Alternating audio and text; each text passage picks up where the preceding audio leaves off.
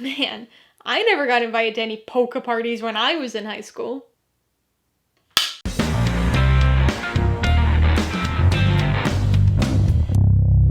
Hey everybody, welcome to Mainely Movies. As part of my coverage of the 2022 Toronto International Film Festival, today I'm going to be talking about the 2022 parody biopic, Weird, the Al Yankovic Story, which will be released on the Roku channel on November 4th. If you're new here, please consider subscribing for a variety of movie-related content like reviews, rank lists, and trailer reactions. All my reviews include a breakdown of the pros and cons, my rating, and some tailored film recommendations, so be sure to watch through to the end of this video for all of that extra content. Weird, the Al Yankovic Story stars Daniel Radcliffe, Evan Rachel Wood, and Rainn Wilson, and was directed by Appel. Loosely based on the life and career of Weird Al Yankovic, it tells the story of Al's rise to accordion-based musical stardom. Every genre has its tropes, those reliable conventions you expect to see time and time again. The action hero casually walking away from an explosion, the victim in a horror movie investigating a weird noise, the inevitable magical makeover in an 80s rom-com. Like any other genre, biopics have their own set of tropes that frequently pop up and may or may not have you rolling your eyes. Music biopics especially tend to follow the same sort of rise and fall trajectory, so they're often the same basic story, just with different subjects. Now, as much as I love music, I've just never gotten into Weird Al for some reason. I know a handful of his songs, but he's never been my thing, so the prospect of a Weird Al biopic wasn't a particularly enrapturing one for me. But this is no normal biopic, and it's something so stupidly but perfectly crafted. Weird is a parody of a music biopic, about a musician whose entire career has been about writing song parodies. It's such a clever, yet stupid concept for a movie, but it's perfect here. It's a parody within a parody about parody. It's parody inception, more than befitting the parody songsmith at its center.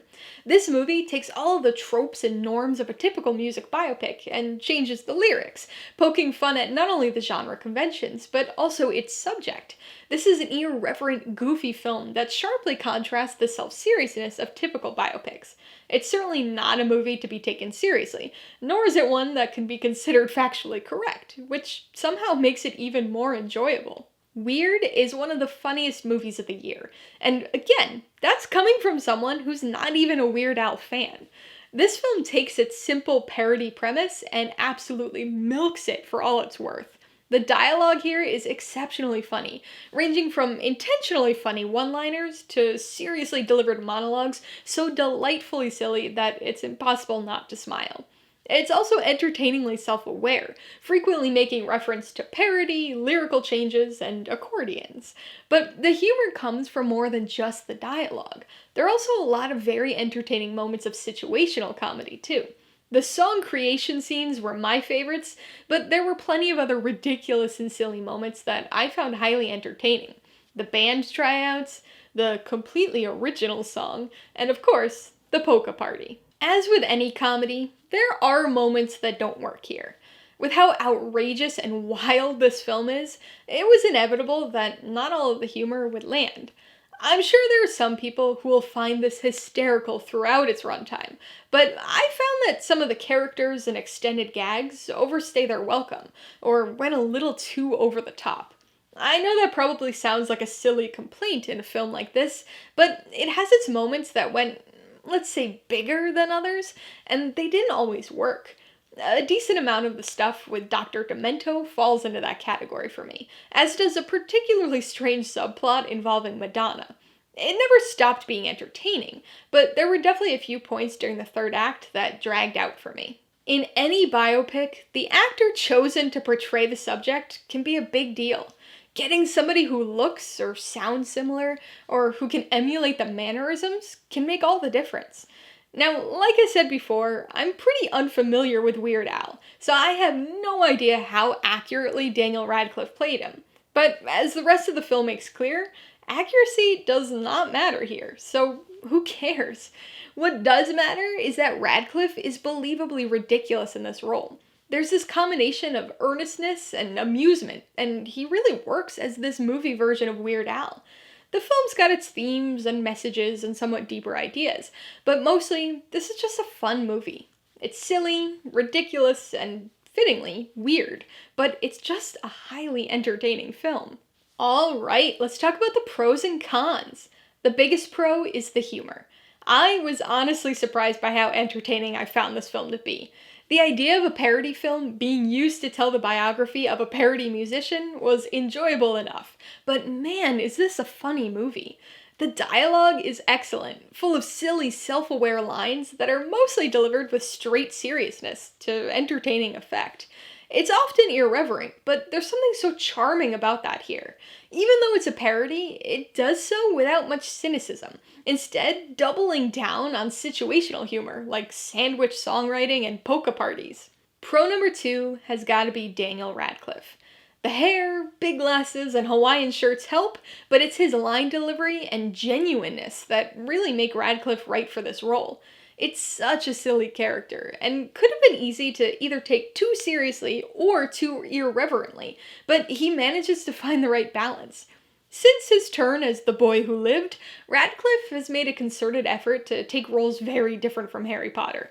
From horns to Swiss Army Man to guns akimbo, he's taken intentionally strange, unexpected roles, and weird is just his latest. But it really works. On the con side, the biggest issue was how over the top this film can get. I realize how ridiculous this might sound. I'm knocking a parody for being over the top? Well, only sort of. For the most part, I think the humor works here, even some of the more ridiculous elements.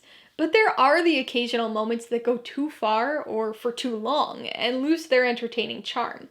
A scene between Al's father and a salesman early on, for example, or a whole bizarre subplot featuring Madonna. These over-the-top moments are still entertaining and will surely satisfy some people, but they pulled me away from the goofy charm of the rest of the movie. Before I give you my rating and recommendations, I want to remind you that if you're interested in buying any of the films I mentioned today, I do have affiliate links for all of them in the description below. I get a small commission from anything you buy using one of my links, so I'd really appreciate it if you use them if you're in the market for any of these movies. I'm gonna give Weird, the Al Yankovic Story, 4 out of 5 paws. This is an extremely fun parody music biopic about a parody musician.